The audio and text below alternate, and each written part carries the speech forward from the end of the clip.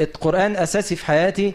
أنا مش بتكلم عن علاقة فاترة، لا، أنا بتكلم عن واحد صاحبك. لأن كل الأحاديث اللي بتتكلم عن فضل القرآن وأهل القرآن إنما دايما بتجعل هناك معيار. النبي عليه الصلاة والسلام إما بيسميه أهل القرآن، صاحب القرآن، لكن لازم في حاجة زائدة عن مجرد التلاوة.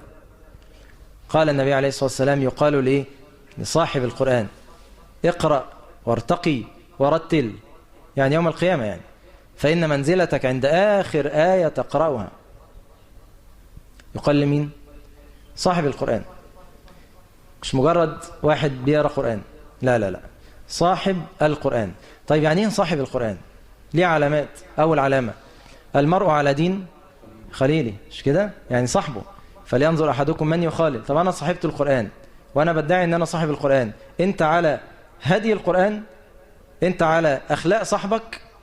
كان النبي عليه الصلاة والسلام كما تقول عائشة كان خلقه القرآن، كان أكتر واحد من صاحب القرآن النبي عليه الصلاة والسلام، فكان أقرب واحد إلى سلوكه وأخلاقه هو النبي عليه الصلاة والسلام. طيب أنت بتدعي أنك مصاحب القرآن، أنا ملتزم وقرآن وبتاع، قارن سلوكك بالوحي.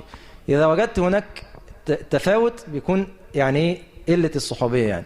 أي واحد مصاحب واحد تلاقيهم شبه بعض، تلاقي أخلاقهم شبه بعض، والناس ويطير على أشكالية تقع. تلاقي واحد الكويس بيقع في الكويس، التعبان بيقع في التعبان، والطيبون للطيبات. فاللي عايز يدعي ان هو علاقته كويسة بالقرآن، انا مصاحب القرآن، لا، الكلام كلام لازم المرء على دين